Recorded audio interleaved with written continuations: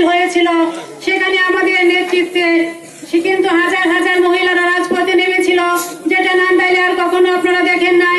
এবং 12ই সেপ্টেম্বরও ঠিক তেমনি ভাবে আমরা মহিলাদেরকে নিয়ে এইভাবে রাজপথে নেমেছিলাম, যেটা সারা নান্দাইলের একটা ইতিহাস হয়ে রয়েছে।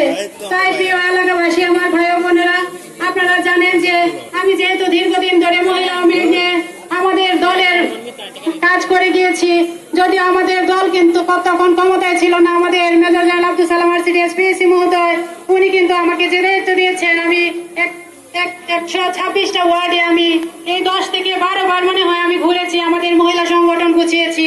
তো প্রিয় এলাকাবাসী ভাই ও বোনেরা আমার, আপনারা জানেন যে দীর্ঘদিন পর আমরা পেয়েছি আমাদের সেই কাঙ্ক্ষিত নেতাকে, যিনি মাননীয় পরিকল্পনা মন্ত্রী হয়ে এসেছেন আমাদের এলাকার উন্নয়নের জন্য।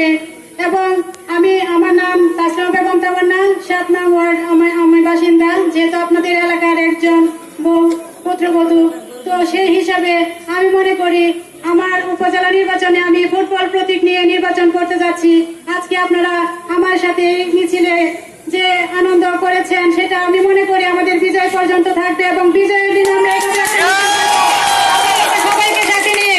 তো প্রিয় এলাকাবাসী, আমি আপনাদের সবার ছোট বোন, যারা মুরব্বীরা আছেন আমার ভাইয়ের মতো, আমার কিন্তু বাবা নেই, ভাই নেই, আমার এই বাবা এবং ভাইয়ের এই অপূর্ণতাটা আপনারা এই এলাকাবাসীর কাছে আমি ছেড়ে দিলাম।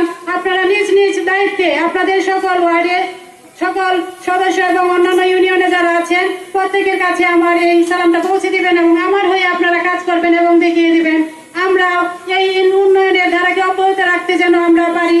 এবং প্রিয় এলাকাবাসী, আমি আপনাদেরকে কথা দিচ্ছি, যেহেতু মাননীয় মন্ত্রী মহোদয় কিন্তু আমাকে অত্যন্ত স্নেহ করেন, ভালোবাসেন, এবং আমি এই দীর্ঘ 10টি বছর দলে থেকেছি, দলের বাইরে যাইনি, দলের কাজ করেছি। যদিও আমরা ক্ষমতার বাইরে ছিলাম, ক্ষমতার স্বাদ কিন্তু আমরা ভোগ করতে পারিনি। তো একটা সুযোগ এসেছে।